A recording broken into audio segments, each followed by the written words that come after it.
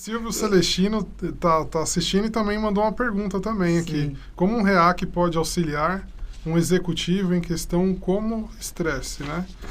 Fadiga e o mesmo burnout, né? Sim, Então, muito frequente. Então já temos aí duas perguntas, né? Legal. E também, quer já responder ou continua aqui nas perguntas? Eu acho que como é uma palavra muito difícil, burnout, pra gente não perder. Ô, doutor, me explica o que é isso. Burnout. Há controvérsias com relação ao nome, mas é a estafa, né?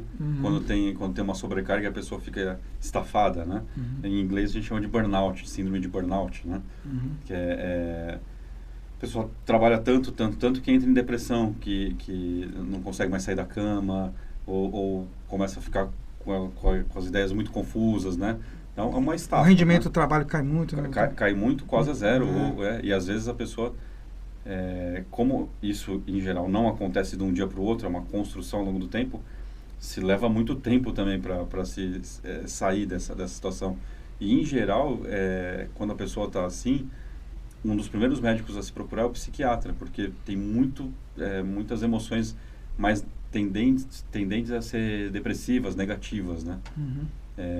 Alguns médicos associam isso à parte hormonal também, do hormônio do estresse, do cortisol, né? Alguns outros médicos associam isso à fadiga de produção de energia do corpo, né?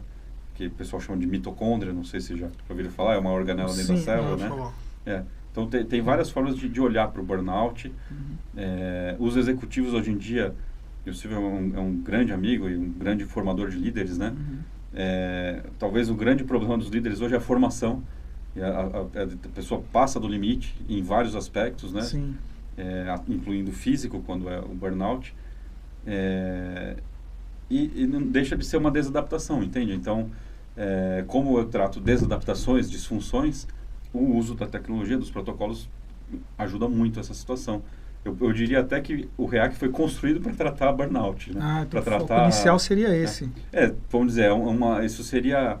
que no período de desadaptação existem fases até classificadas, né? O burnout é a última etapa. Entendi. Né? Normalmente, vou dar um exemplo, a gente tem um estresse, sente taquicardia, o coração bate, soa. Isso é um estresse agudo. Sim. Depois se resolve. Vamos dizer que isso permanece, né? O estresse fica mais crônico.